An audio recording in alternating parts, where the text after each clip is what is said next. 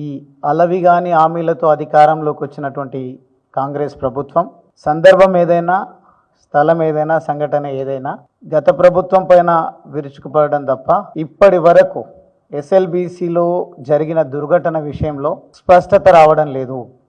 ప్రత్యేకించి ఉత్తమ్ కుమార్ రెడ్డి గారు మంత్రిగా ఉంటూ ప్రతిరోజు 2 రోజుల్లో శవాలను అనలేము, కానీ మాకున్నటువంటి సమాచారం, ఎందుకంటే నేను అదే నియోజకవర్గానికి 10 సంవత్సరాలు ప్రాతినిధ్యం వహించడం జరిగింది. అక్కడ ఉన్నటువంటి జేపీ కంపెనీ వాళ్ళతో పరిచయాలు ఉన్నాయి, అక్కడ ఉన్నటువంటి కార్మికులతో పరిచయాలు ఉన్నాయి, ఇంజనీర్లతో పరిచయాలు ఉన్నాయి.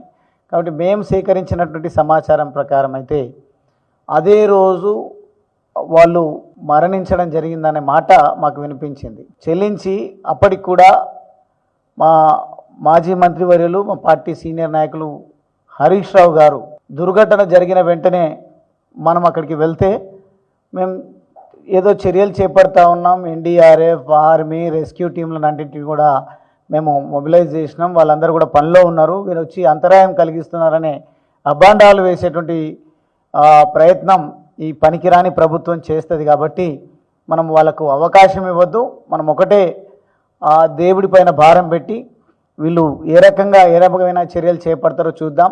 మొత్తంగా కార్మికులను అయితే బయటపడేయాలనే ఆలోచనతోన 4-5 రోజుల పాటు ఎక్కడ నోరు మెదపకుండా అన్ని విషయాలను గమనిస్తూ పోతే చివరికి మేము అక్కడికి వెళ్ళిన రోజు ముందేమో మేము హైదరాబాద్ నుంచి బయలుదేరినప్పుడు 15-20 మంది వరకు మాత్రమే వెళ్ళండి సార్ లోపలికి, మిగతా వాళ్ళని అనుమతించడానికి వీలుండదు, ఎందుకంటే సహాయక చర్యలు కొనసాగుతూ ఉన్నాయంటే మేము చాలా పద్ధతిగా మీరు ఎంతమందిని చెప్తే అంతమంది మాత్రమే వెళ్తామని ప్రత్యేకించి మహబూబ్ నగర్ జిల్లాకు సంబంధించి, ఉమ్మడి మహబూబ్ నగర్ జిల్లా, నల్లగొండ జిల్లాకు సంబంధించినటువంటి కొంతమంది ముఖ్యులతో మేము అక్కడికి వెళ్ళిన తర్వాత దోమల్పెంట చెక్ పోస్ట్ దగ్గర ఎస్పీ గారు, అదేవిధంగా మిగతా పోలీస్ పెద్దలందరూ మమ్మల్ని ఆటంకం పరచడం విషయంలోనే దృష్టి కేంద్రీకరించిన తప్ప అనుమతించినాం కదా, వీళ్ళు వెళ్ళి చూసి రావడం వల్ల నష్టం లేదు అని ఎక్కడ కూడా వాళ్ళు వ్యవహరించలేదు. దీనికి కారణం నేను పోలీసు వాళ్ళని తప్పుపట్టడం లేదు,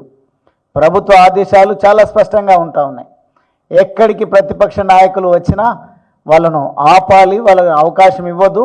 ఎందుకంటే ఉద్యమం నుంచి పోరాటాలు చేస్తూ ఉన్నారు, విషయాల పట్ల అవగాహన ఉంది, ప్రభుత్వాన్ని 10 సంవత్సరాలు అద్భుతంగా నడిపించిండ్రు. కాబట్టి లోపాలను, మేము చేస్తున్నటువంటి దుర్మార్గాలను ఎత్తి చూపే ప్రయత్నం చేస్తారు. తద్వారా ఇప్పటికే ప్రభుత్వం యొక్క ఇమేజ్ సర్వనాశనం అయింది వారి అరాచకాల వల్ల, చేతగాని అసమర్థత వల్ల.